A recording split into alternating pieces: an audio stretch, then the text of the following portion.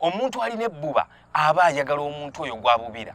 N'olugero mu Luganda tulumanyi atabubira nsikoye osobola oddumalayo.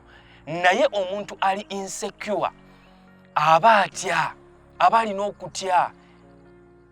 Ekimu ku bimuleetera okubeera insecure kwe kulowooza nti omuntu ono gw'ali naye ye nga ye tasaanira muntu oyo. Actually alowooza nti omuntu oyo gw'ali naye adeservinga somebody better. Kitegeeza mu bulamu bwe atandika okulowooza omuntu oyo essaawa yonna amuvaako n'agenda anoonya abantu abalala badeservinga. Wabaawo okutya. Ekyokubiri ekiyinza okuleetera okubeera insecure kwe kubanga teweeyagala. You don't love yourself. Abantu abeeyagala insecurity tebatawaanya.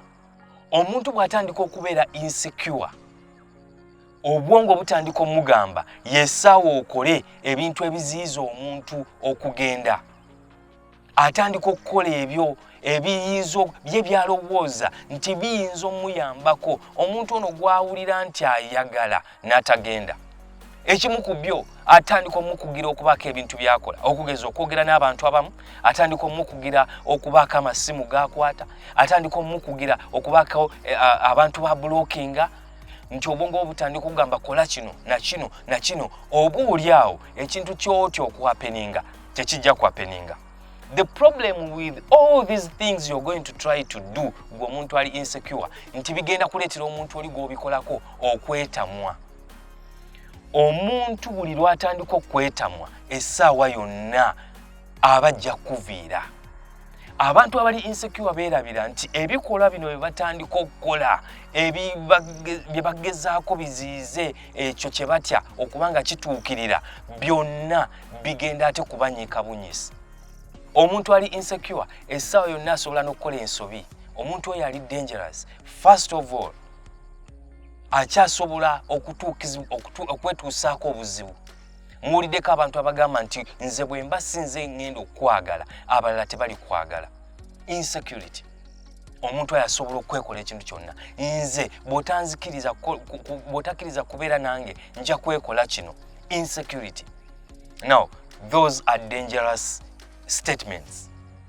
Omuntu yenna ali insecure yandibadde ekimu ku byasooka okukola kwe kumanya nti yeetaaga okweyagala. Love yourself. Kyekimu ku bintu by'osobola okukola okuziyiza okubeera insecure in life. Love yourself. Olina okimanya nti essanyu lyo lidipendinga ku ggwe, teridipendinga ku muntu mulala.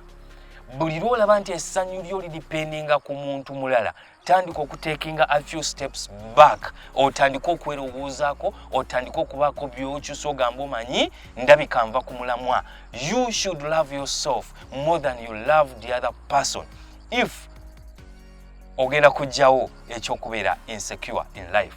Insecurity mbi esobola n'okujjawo obulamu. Abantu abali insecure basobola okujjawo obulamu. Tuwuliddeko abantu abamu nga bafunye obutakkaanya ne balwana olw'okuba gundi yabadde ku ssimu ng'alina gw'awuliziganya naye n'amufumita ekiso.